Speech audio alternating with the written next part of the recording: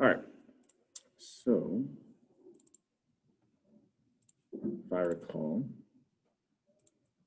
we'll talk a little bit about the exam at the end of class. So if we get close to like 5 minutes and I'm still kind of rambling, someone stop me and say, I need to mention a couple things about the exam. So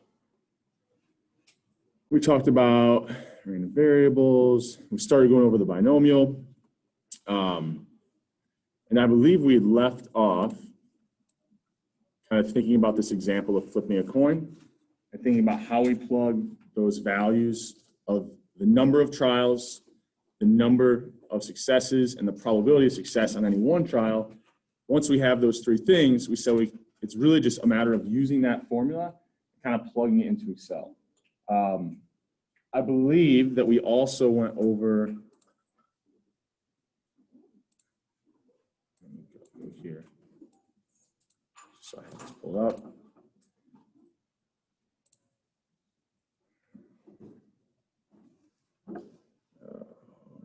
Like this. Let's stop share here. So I think we also went over this idea that if we have that first part of the binomial equation, so let's say I had 100 was my number of trials. I was interested in 2 successes. We said this our calculator can't handle. I believe this is kind of where we kind of left this discussion. And then if I write this out, what I'll find is 2 times 1 times, right, because this is just 98 factorial, that everything past 98 would cancel, and we're left with something a little bit more simple. So this is the idea that we can use that factorial button in our calculator. Once again, I would try to find that as quick as possible. If you're having trouble with that on the calculator that you plan to use on the exam Monday, email me. I'll try to help you figure out where that's at in your calculator. Otherwise, I mean, we can use that, but a lot of the times things can simplify pretty easily. In fact, our calculator can't do 100 factorial. So in this example, we would have to write it out and kind of think about what would cancel in order to see that this is actually pretty easy, right? 100 times 99 divided by 2 times 1. Right? So I think that's where we left the discussion. And if anyone, if I'm wrong about that, correct me if I'm wrong. And so the next thing I don't think we got to was we'll be thinking about this example where we're not dealing with coin flips anymore. We'll put this in a different context. And so let's say that we go out, we get some data, and we find that out of all, historical data, that if I selected one adult at random, the likelihood, the probability that they have a college degree is 30%, or a probability of 0.3. That's if I just choose any one person.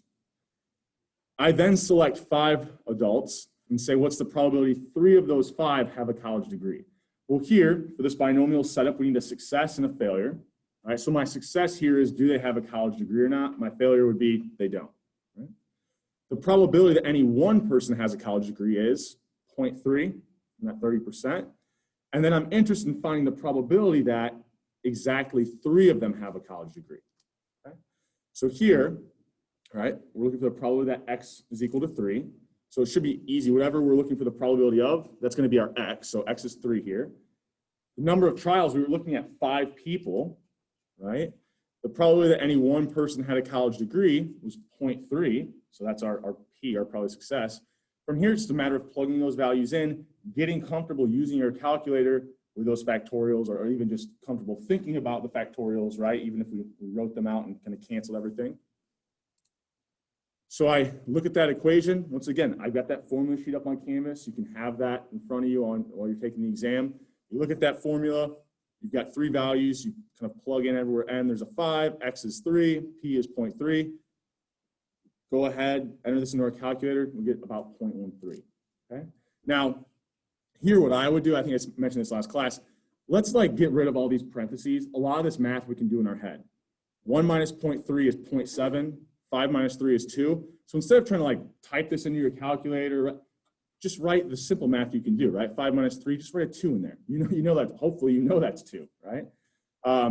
Here, 5 minus 3, write a 2 in there. So it's 2 factorial, just so it simplifies things. So when you try to get this, use your calculator, you're not putting a whole bunch of parentheses that you really don't need, right? We can do a lot of this math kind of in our head, I think, okay? So this is 0.13. So here I'm going to introduce this idea, and we'll talk about it a little bit more here in a second. But if I had, step away from this example because I want to change the n. Let's say I had 10 people, right? If the probability that anyone has a college degree is 30%, any one person, how many people of those 10 would you expect on average have a college degree? So looking at 10 people, probably any one person has a college degree is 30% or 0.3. How many people on average would you expect to have a college degree out of those 10? 3, right? So it kind of seems intuitive. What you really did there in your head is you said, well, there's this many trials, 10, and you multiplied it by the probability of success, 0.3. If I flipped a coin 100 times, and the probability of any one coin flip is 0.5 that it comes up heads, out of 100 coin flips, how many times, on average, how many would you expect to come up heads out of 100? 50, right? 100 times 0.5. Now, that's kind of intuitive, I think, for a lot of people. But the real equation there is you're taking the number of trials times the probability of success. So if I think about here, this is kind of a weird one, but with 5 people, that expected number of people have a degree would actually be 1.5, right? Because 5 times 0.3, you expect about 1.5. Well, we can't see 1.5 as an outcome, right? This is a discrete random variable. It can only be 1 or 2. But if you know the kind of expected value or the mean is 1.5, you know that 1 and 2 will be the most likely outcomes. And as I move away from that most likely outcome, the probabilities just fall. Think about it this way. If I flip a coin 100 times, what do you think is true about the probability that 50 of those are heads relative to the probability that all 100 come up heads? Well, the probability that I see 50 is going to be quite a bit higher than the probability I see all 100 of those 100 coin flips come up heads, right? As I move away from that kind of expected value, the probabilities decline. So here, if I have the probability that 3 out of 5 have a college degree, what if I instead wanted to find the probability that 4 out of 5 have a college degree? What should be true about that probability? Well, it's further away from those most likely outcomes of 1 and 2, right? Because we said the kind of expected value would be 1.5. So the probability that 4 of the 5 have a college degree should be lower than what we found before, right? Now, I'll draw something up here in a second when we have a different example. But the idea is that we move away from that expected value, right? That those probabilities are going to decline. So if we look here, the only answer that's less than 0.13 is A, right? Now that was nice because we'd already done the work. If we hadn't done this problem first, everything would be the exact same as what we just did. Our n is still 5. We got 5 people. Our probability of success is still 0.3. But now instead of x being equal to 3, we're interested in x being equal to 4, right? So all we would do there, same equation, plug those values in, do the simple math in our head first, get this entered into a calculator, and we're done, right? So at this point, it's tough because there's not much more to actually get the correct answer after you plug the values in. That's not a lot I can do. This is just more like you have to just practice. So maybe kind of trying to reproduce these answers on your calculator just so you're getting used to entering this equation, using the factorials, getting that into your calculator and be able to reproduce the right answer. That might be some good work to do kind of leading into this exam. Okay. Now, if I look at this, there's actually some things that kind of would simplify. So I could do 0.3 to the 4th times what, 0.7 to the 1 power. I could probably get that answer, intermediate answer. So then it'd just be a matter of figuring out what this is. So I'll show you kind of how we can simplify that. And that's actually pretty easy, and it simplifies it down to something pretty small. So I think it was 5 factorial, 4 factorial, 5 minus 4 factorial. Now this is where I can write all this out, but probably the easier way to do this is this was just 1, right? 5 minus 4 is just 1. What's 1 factorial? Just 1. If I'm dividing or multiplying by 1, I can essentially ignore that. And so if I think about what I have up here, it's 5 times 4 times 3 times 2 times 1 divided by 4 factorial. So 4 times 3 times 2 times 1 factorial. Okay, I'll multiply it by 1. That's not going to change anything. But here, notice everything's going to cancel. And I now just have 5 divided by 1. That whole fraction really just represented the number 5, right? So if I write that fraction part of that binomial equation out, a lot of the times it'll simplify down to a pretty easy number to deal with, okay? Any questions on that before we keep going? Actually, let me make sure I've got this chat pulled up over here as well. All right, so like I said, just a matter of getting kind of comfortable with that equation. What if I changed it instead? I want the probability that out of these 5 people, at least 3 out of the 5 have a college degree. Right? So if I want the probability that at least 3 out of 5 have a degree, what am I really saying? Right? So for the recorded lecture, I'm going to try to expand this a little bit so I don't have to keep switching on off. So what I'm really saying with that is the probability that I want is that this value x is at least, so greater than or equal to 3. Right? That's what I'm looking for. So whenever I have not just the probability of one exact value, all I do is say what values fit this criteria. And because I can only see, like if I actually randomly selected 5 people, either exactly 3 of them would have a college degree, exactly 4 of them, or exactly 5 or 2 or 1 or 0, right? These are like mutually exclusive outcomes. Either exactly 3 or exactly 4 have, right? And so what fits this criteria? Well, I could see X be 3, 4, or 5, right? And because the number of trials is 5, I have to stop at 5, right? I can't see 6 out of 5 people have a college degree. So whenever I have something like this, all I do is what fits this criteria and add the probabilities of each one of those outcomes up. So I would take the probability of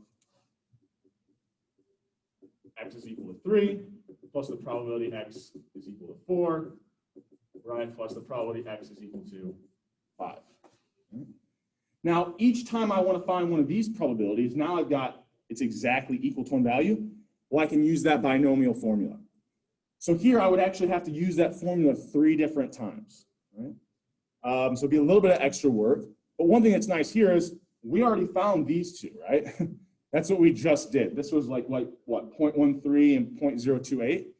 So now the only thing that we would have to do is find this probability that X is equal to 5. We would go through the exact same process. It's just now N is 5, X is 5, and the probability of success, P, is 0.3. Now, we think about this was 0.13, this was 0.028. What do you think? We're moving away further from that expected value of 1.5. What do you think is probably true about this probability that X is equal to 5? It's probably going to be pretty close to what value?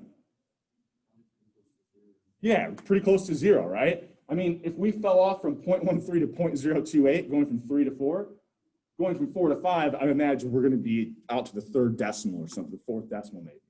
So we can go ahead. We can ignore this for a second. I'll return to this. So we can just find the probability X is equal to 3, 4, 5. Sure enough, it's 0.002. And that's even rounded to the 3rd decimal. I think it was like 0.001 something. We add all those up, and we find that probability X is greater than or equal to 3 is about what? 0.162. So it's really just using that binomial formula or equation multiple times when we have something like find the probability that it's greater than this value or less than this value. Okay? So something I had in that previous slide that I'll now kind of go over a little bit more is, I'll get this out of the way. So let's say I wanted the probability that X is greater than or equal to 3. I could think about what I'm looking for the probability of as event A. So what do I know the probability of A is equal to if I use that complement rule? Well, it's just equal to 1 minus, oh, hold on, I'm not going to put that here.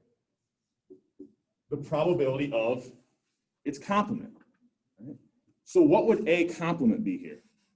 If A is that X is greater than or equal to 3, A complement is just that it's, so it's everything that's not in A. So if A is greater than or equal to 3, A complement would be less than 3, right? So is x less than 3? Now, what fits this criteria? The only possible outcomes I could see that are less than 3 would be 2, because it can't be 3, right? Because the equality is not here. So when you're doing this idea of, the probability of an event is 1 minus its complement, you got to be really careful that, you don't have the equality on both sides. So x could be 2, x could be 1, x could be 0. Don't forget about the 0. We could see 0 out of 5. So really what I'm saying here is, I'm not going to write that because I have it on the slide so it's easier to show you. I could have also found 1 minus the probability x is equal to 0, minus the probability x is equal to 1, minus the probability x is equal to 2, right? Now, because I didn't already have kind of these solved for, and I had these, it was easier in this example to just go ahead and not use this complement rule. But in some situations, it'd be really helpful to use that complement rule.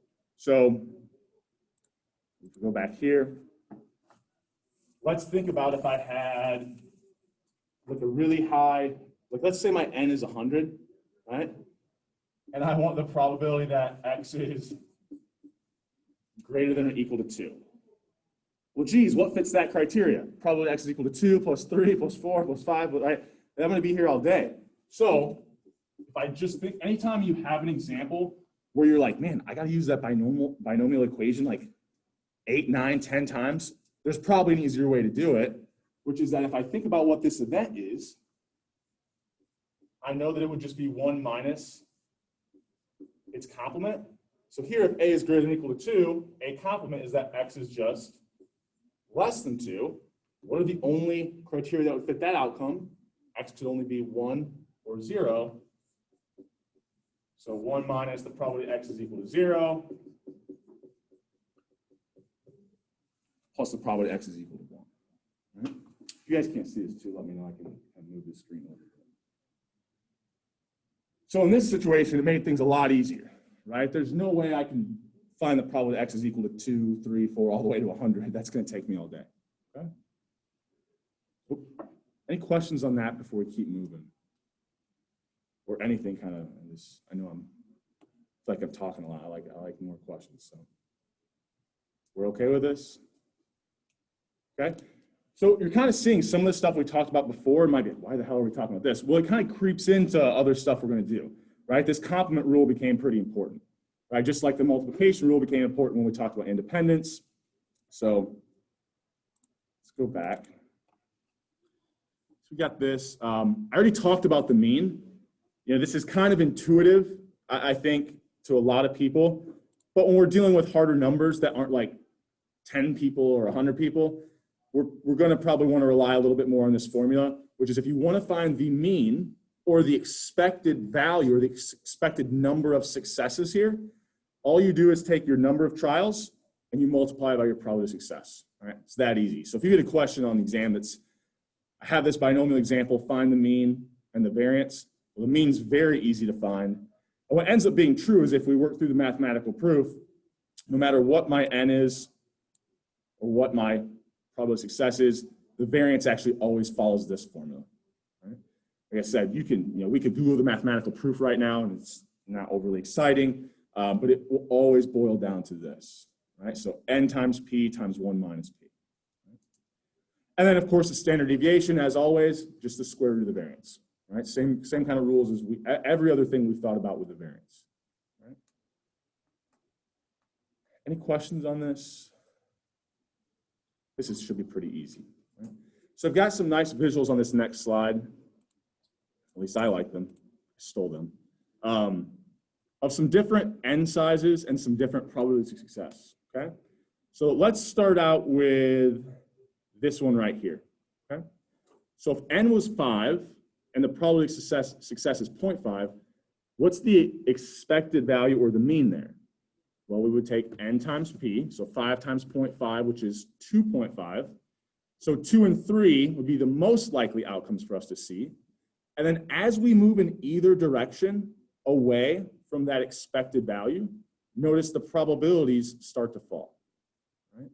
And that kind of makes sense. It's like with a higher n size, it makes even more sense. So if I think about instead n is equal to 50 and probability of success is 0.5, Well, there, the expected number of successes would be 25, right? If I multiply 50 times 0.5. And so if on average I see 25, when I start to move really far to the right and say, well, what's the probability all 50? You can think about this as a coin flip, right? It's probably 0.5. What's the probability all 50 of them are a success, or all 50 coin flips come up heads? Well, it's going to be really small, right? I mean, by the time we start moving that far away from that expected value, our probabilities are essentially zero at that point. And it doesn't matter in which direction we move, right? If I move away from 25 this way or this way, like going below it or above it, those probabilities just decline as I move away from it. Right? And then we can start to think about some kind of odd ones. Let's say n is 5 now, but the probability of success is 0.1. So my expected value would now be 5 times 0.1, so 0.5.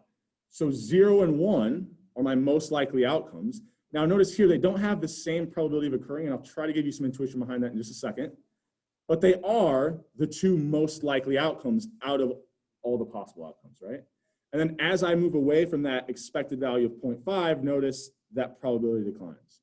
And kind of the same, if I had a high probability, 5 times 0.9 is 4.5, so the most common outcomes are 4 and 5. And then as I move away from that expected value or that mean, the probabilities decline of those outcomes. Okay? Now, why is here 2 and 3 equally as likely, right? When I had the expected value of 2.5, 2 and 3 are the most likely outcomes, but they ended up being just as likely as each other. But when I have an expected value of 0.5, 0 and 1, 0 is way more likely than 1.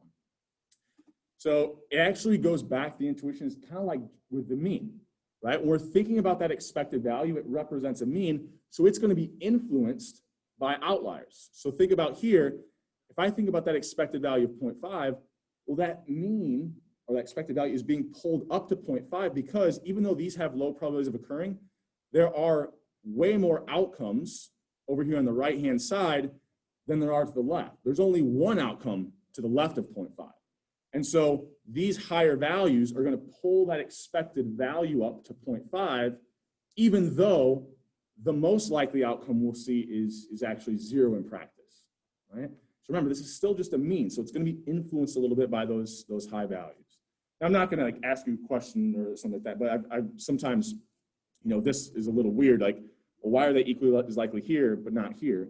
And the reason is because that expected value, if it doesn't end up being an integer, right, can be influenced by these extreme values. While here, right, if I think about the expected value of 2.5, there's equally as many outcomes on the left of that as there are on the right, and so they both kind of negate each other in terms of influencing the mean. Right? Any questions on this? Anything here before we keep moving? You're good with this? Okay. Yeah, this is a little bit to give a little bit better understanding of what's happening with the binomial. Right? So this should be like a really easy one. Like if I gave you this on an online quiz or on the exam, hopefully this would be like everyone gets it right, right? If I can identify I have a binomial example, what would my mean and variance be? So we're going to use that same college degree example. So I have 5 people. My probability of success is 0.3. The mean is just going to be 5 times 0.3, which, sorry, 5 times 0.3, which we already said earlier is 1.5. And then to get the variance, I just do n times p times 1 minus p. So 5 times 0.3 times 1 minus 0.3, and that should give us 1.05, if I remember correctly. Yes. Okay. So pretty easy. I think that's hopefully this one isn't too tough, right? A lot easier than using that binomial formula, right? Where are we at in time? Okay. Just want to keep myself on track here. I'm going to skip this slide because honestly, it usually confuses people more than it helps. But the idea of this slide is, even though we're dealing with a binomial discrete random variable, it's still just we can treat it like a generic discrete random variable, right? Where we had kind of the probabilities of success, right? We found the mean by adding up every single outcome times the probability it occurred. It's a little bit different. We can think about each one has the same, any given trial, like each of, say, the 20 trials, has the same probability of success on every trial, right? That was one of the setups we have for the binomial. So there is a way in which you could treat this just like any other discrete random variable and come up with the same mean, right? It doesn't matter if you use the binomial formula or you kind of treat it as a regular discrete random variable. You'll come up with the same mean and you'll come up with the same variance. But I mean, once we have the equations for the variance and once we have the equations for the mean here, it's way easier to do it that way. We're never going to do it this way in practice. It's just if you wanted to prove to yourself, you could treat it just as any other discrete random variable and you'd still come up with the correct mean and variance. But because we know it's binomial, we now have these equations that make it a little bit easier, okay? All right, so I don't want to spend too much time on that. So we'll talk through a couple of these just so we get a little bit of better idea of what could we apply, what types of examples could we apply the binomial to, right? So we might not have all the information we need here, but we can imagine the setup is something where we would, right? So we're trying to, which one of these is not an appropriate situation for using that binomial distribution? So the first one we have is calculating the expected number of coin flips that come up heads out of 123 flips. I've used this example so many times, hopefully we can identify, yeah, it's a coin flip. We can definitely use the binomial. We've got the success is seeing heads, failure is seeing tails. It's the same experiment, right? Flipping the coin every single time. We would know the probability of success is 0.5. And so we could find that expected number or that mean pretty easily, right? 123 times 0.5 here, right? This is going to be a really good setup, right? Each coin flip's independent from each other. Now this one, I probably need to put a little bit of a caveat on, but let's say we wanted to calculate the probability that at least 5 of 20 patients get sick from some antibiotic. Well, let's assume for a second that every person reacts the same way to this antibiotic. We kind of need that caveat, I guess, because technically everyone's different. Some people could react. But let's assume everybody has the same probability of getting sick from this antibiotic. Well, the probability here with our success, it's actually a weird one, is actually someone getting sick. The failure would be someone not getting sick. So if I have the success I'm interested in, and each person is equally likely to get sick, right? So the probability of success is the same across any given trial. And a trial here is really just seeing if a person got sick, giving them this antibiotic and seeing if they get sick.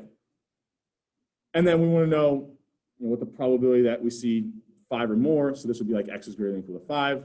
We've got capped out at n, right? We're looking at 20 patients. This is going to be a perfect example for the binomial.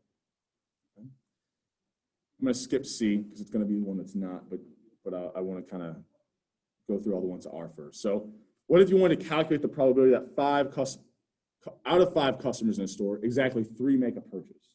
Right? Well, there I'm looking at 5 people, so my number of trials is 5. I'm interested in the probability that I see exactly 3 buy something. If, based off historical data, once somebody enters a store, there's the same underlying probability of success that they buy something, and maybe this makes a little bit more sense of what's the probability that they buy a impulse item, right? That way you kind of have a more consistent probability across people. Well, if I have the probability that somebody, once they step foot in the store, buys something, I can treat each person the same with that probability. If the first person, let's assume we have enough things in the stock, then the probability that the first person buys something doesn't influence the next person that walks in the store, so they're independent. My success is that somebody buys something, failures that they don't. I'm kind of have my n size of 5. This is a perfect example for a binomial example, or for a binomial, applying the binomial equation. Now, this one, is going to be the one that is not an example where we could use this, and I'll explain why, and it'll kind of lead us into the next type of discrete random variable.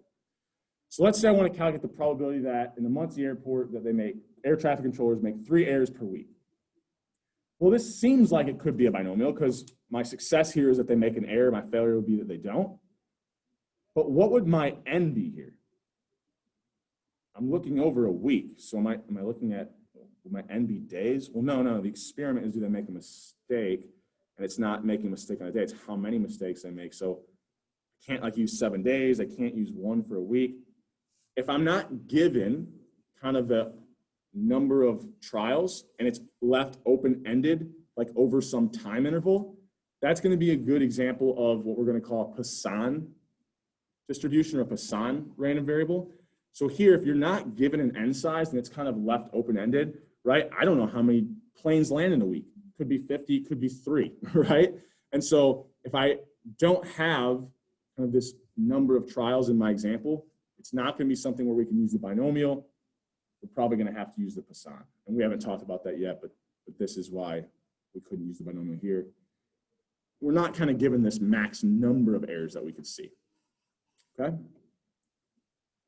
All right, so we'll do a little bit of Excel here. It's nothing crazy. You could just open a blank Excel file if you wanted to. So that is what I'll do. Actually, what do I have pulled up here? All right, let's go here. Oh, update you later.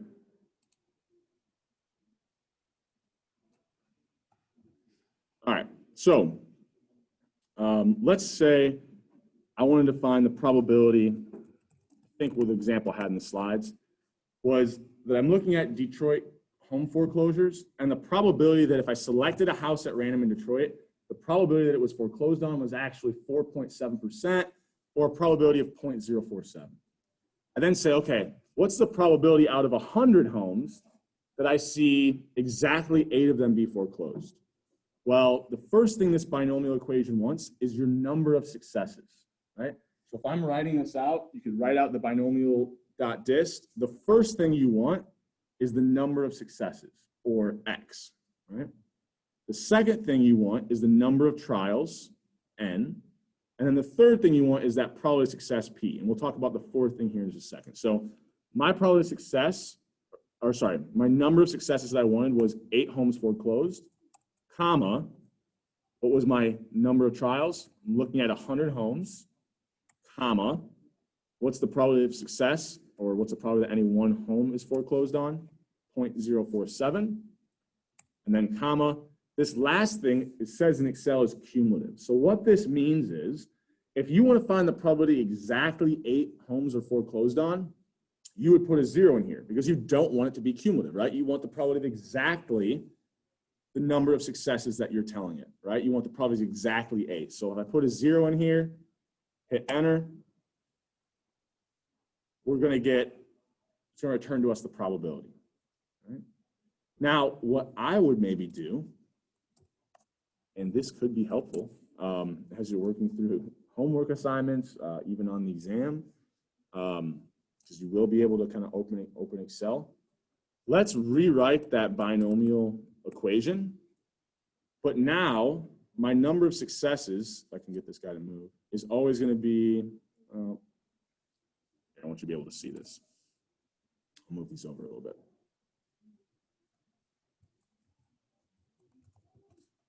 So my number of successes will always be here. It's going to be x, right? Comma, my number of trials will always be here. That'll be my n. The probability of success on any one trial will always be in this cell. And then I'm not looking for a cumulative probability. I want the probability of exactly a certain number. And so I'll put a 0 in there as the last thing.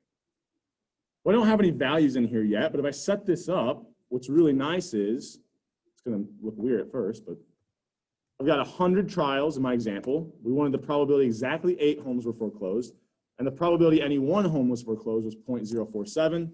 So now if I plug these in, it doesn't matter what example I'm working at. What if instead it changes to 50 homes instead of 100? I change my n here, and it updates my probability. So I can almost use this as like a calculator. Any binomial example I'm looking at, I can kind of plug in my n, x, and p here. Right?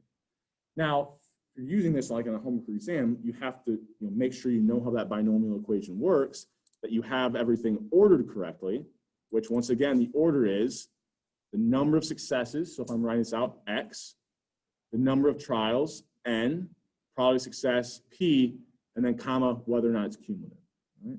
So we've done examples where it's not cumulative to begin with, and I'll change this back to 100 just so it's consistent with the example in the slides. What if I wanted the probability x is, let me think of a hard one. Well, we'll do an easy one first. Let's say I want the probability x is less than or equal to 8. Right? So I'll use that binomial.distribution equation again. My number of successes is in the same cell here. Number of trials, comma, probability of success. If I want the probability of 8 of it being less than or equal to 8, well, that is the idea of looking for a cumulative probability, right? I want the probability of 8 plus the probability of 7 plus 6, 5, 4, all the way down to 0. So if I tell this binomial.dist equation that I want it to be cumulative, it'll do that for me. It'll essentially use that binomial equation, 9 times, finding probably that it's 0, 1, 2, 3, 4, 5, 6, 7, or 8, and then add them all up for you, right? It does all the work for you, and gives you that cumulative probability, okay? And so you have to, pay attention to what you're looking for. If I want the probability x is less than or equal to 8, I need to make it cumulative. And just for simplicity, I'm going to move this over here and write this in. If I wanted the probability that x is exactly equal to 8, well, that was where we made that cumulative value 0, right? And really 0, 1 is just like telling Excel, like 0 is no, 1 is yes. Any questions on that? Or anyone want to see any of those cells or anything again? We're okay with this? Okay, so we'll do one that's a little bit harder. What if I wanted the probability x is greater than 10? Okay. So how can I find this? So there's no option to go up, right? I only have this cumulative option. So if I want the probability x is less than 10, what's another way I could think about writing that? If this is event A, then the probability of A would be equal to 1 minus its complement. So what would the complement of x being greater than 10 be?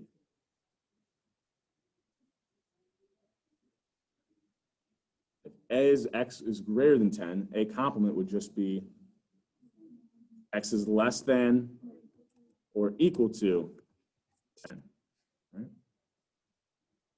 So all I could do is 1 minus that binomial distribution equation. But when I have less than or equal to 10, that's cumulative, right? That's start at 10, go all the way down to 0, add all those probabilities up for me. So I can go, okay, the number of successes I want here, and I don't have a cell reference because I didn't put in there, so I'll just put 10, right?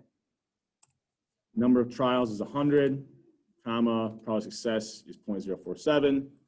I want it to be cumulative. So now what it's doing is saying, take 1 and subtract from it the probability that x is less than or equal to 10 because I told it to make it cumulative here and using that value of 10. Okay?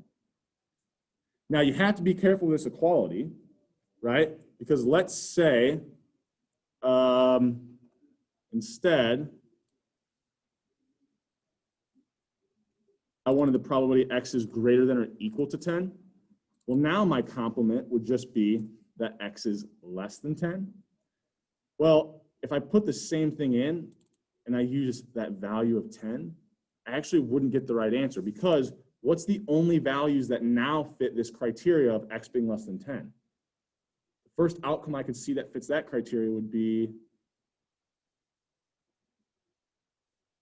so what values would be in x less than 10? 0, 1, 2, 3, up to what value? 9. So when I use that binomial equation, what I would actually have to do here is, I actually want to find the probability that x is less than or equal to 9.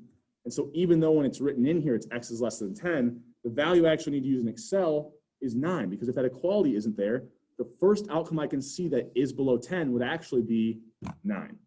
So those ones get a little bit tricky, but once I identify that, select my number of trials, select my probability of success, I want it to be cumulative, I'm good to go, okay? Any questions on any of that? Want to see a cell again, or questions on how it would work, or I don't know if there's a different example. We're okay with this? All right, so that kind of is the gist of what I wanted to show you in Excel. Makes our life a little bit easier to deal with that binomial equation. You can also imagine, like, let me see, I'll set it up real quick. So let's do 1, 2, 3, actually, can't forget 0. 4, 5. I could actually find, so let's say I want to know what's the probability that I see 0 homes foreclosed out of 100, same probability of success, and I want exactly 0. Right? Well, if I copy this over, it'll start updating that cell reference to use the next number of successes. But I want to keep using the same probability of success and number of trials, so I'm going to freeze these cells. See if it likes this. It might not. Nope, didn't want to do that. right? I just wanted to freeze that number of trials and probability of success. Now when I copy this over, it starts filling those probabilities in for me. And in fact, I can kind of prove to you something that we talked about earlier. Let's go all the way out to 10 here. Okay. What's the expected number of successes here, or the mean? 100 times 0.047. So the mean is 4.7, so 4 and 5 should be the most likely outcomes. If I look at these probabilities, sure enough, 4 and 5 have the highest likelihoods of occurring. And then as I move in either direction away from 4.7, those probabilities start to decline, right? So that's kind of a, and, you know, I can imagine, like, maybe if I'm doing something where, you know, I'm trying to, I don't know, I'm the bank or something in this area, like, I might be interested in what's the probability that 8 homes foreclose as opposed to 2, right? Or, you know, whatever that scenario is, I might want to be able to kind of lay this out and then make my decisions based off of what those likelihoods of different outcomes occurring are. Any questions on any of that before we get out of Excel here? Probably introduce the Poisson. Okay. Oh, I didn't want to do that. I wanted to do this. So go back to the slides here. So this is, you know, just some reference for some of the stuff that we did in Excel, but hopefully you were kind of following along, or you can kind of go back and rewatch the video of what I was doing. So let's set up the next type of discrete random variable that we're going to talk about. So let's forget the binomial for a second and kind of move on to this Poisson distribution. I don't need to be near this big. So when we're dealing with a Poisson distribution, it's going to be when we don't have like a number of trials, like we're not capped out at seeing a certain number of successes. Theoretically, with a Poisson random variable, we could see an infinite number of successes. Now, it starts to get very, very unlikely that we see 1,000 successes or 1,001, but theoretically, we're not capped at the number of successes that we could see. So, or it's just very, very high. So instead of having a number of trials, we're going to have some interval. Now, in almost all the examples, so all the examples I would ever give you on like the exam would be time. Examples that we'll start talking about in class will be time. Eventually, I'll show you one that isn't time in class on Friday, but anything I could give you on the exam to make it easier to think about, I'll give you examples where the space that we're looking at is time. Technically, the space, the interval could be like over 50 miles, could be over this many liters of liquid, it could be some physical space, but more often than not, we're going to want to deal with examples that space is time. So we have to have the probability. So the other thing that kind of has to be true for this Poisson, and I'm never going to try to trip you up on this, but if we looked at equally sized intervals, so if I looked at like 1 hour and looked at the next hour, it has to be that the probability that we see these things occur are the same over those different hours, right? So, you know, if we have an example where maybe things fluctuate throughout the day, right? Maybe like sales at, I don't know, 2 in the afternoon are way different than 2 a.m. for certain locations, you know, maybe like Brothers or something. That wouldn't be a good example where we could apply the Poisson. We need that every interval that doesn't overlap is independent from the previous, so it doesn't matter if in the first hour, certain number of things were sold, the probability that we see that same number in the next hour would remain unchanged. And like I said, I'm never going to try to trip you up on these, but this is kind of the examples we're dealing with will all fit this. So the question that we're really wanting to answer is, I typically see maybe, let's say I typically see that there's 10 car accidents out on the Galliard every week, right? What's the probability that I see 5 occur this week, right? That's the idea of what we're going to do. We know that on average, how many we usually see over this interval.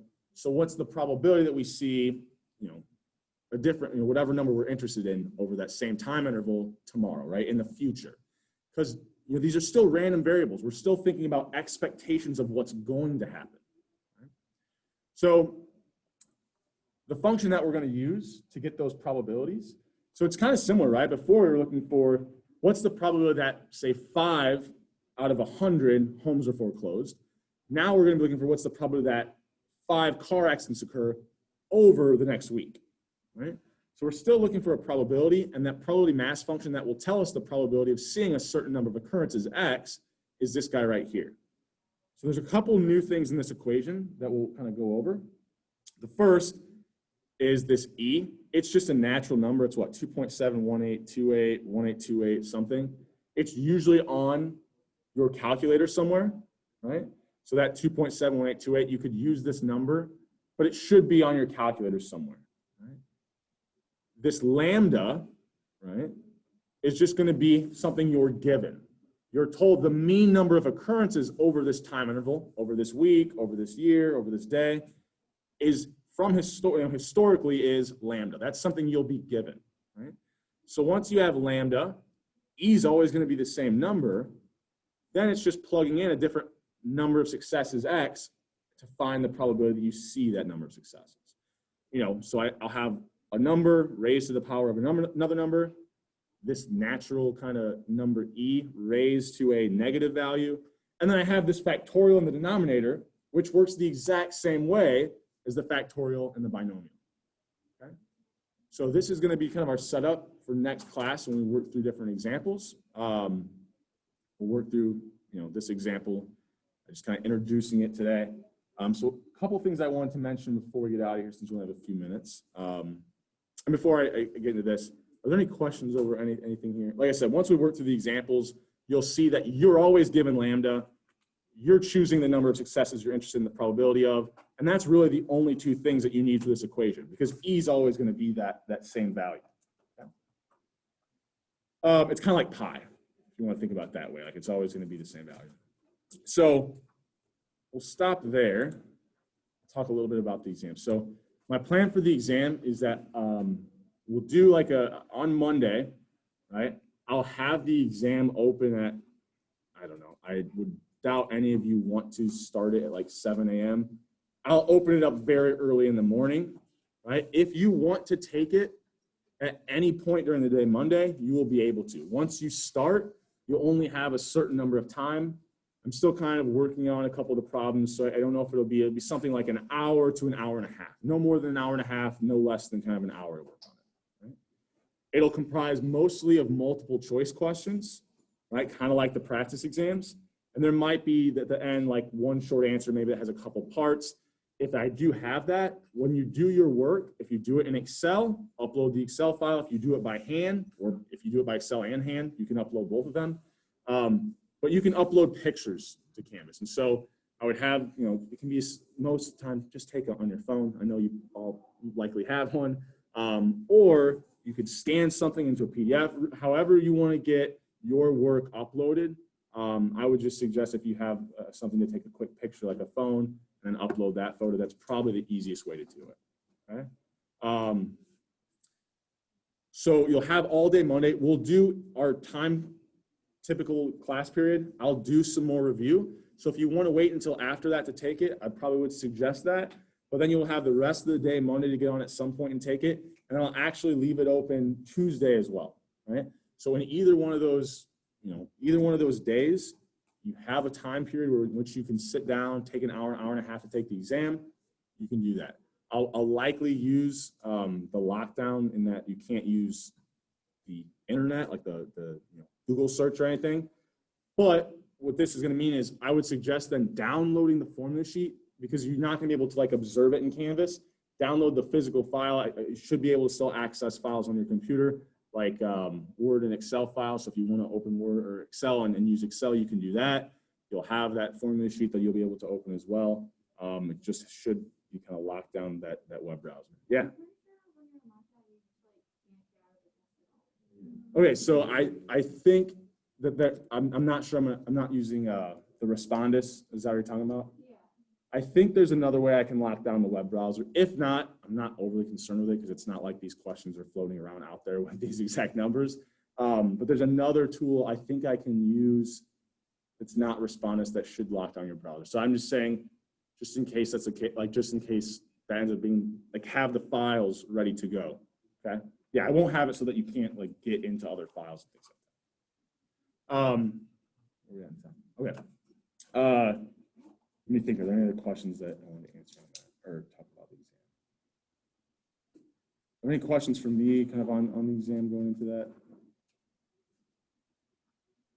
Okay, so, kind of my idea of going into this exam too is you may not all see the exact same questions.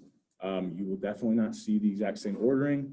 I wholeheartly expect you to kind of be, I guess technically on the honor system, but that academic kind of integrity. Also, those short answer portions, if I see things that are looking similar to other people's work, like I'm not going to be happy about that. So I'm kind of expecting that from you. You're kind of doing this on your own. Other than that, if you have any more questions, I can answer those on Friday. We'll finish up the Poisson, start doing some exam review, working through practice problems from those practice exams. So if you start looking at those and you have specific questions, maybe think about bringing those questions to class to ask on Friday. I'll likely also get a video or two up of me just working through some of those easier problems. So if you're working through that and kind of want to kind of check to see what you're, if you're getting stuck on a part, I'll have some additional videos that are going to be posted up on YouTube as well. Okay? All right. I will see you guys Friday.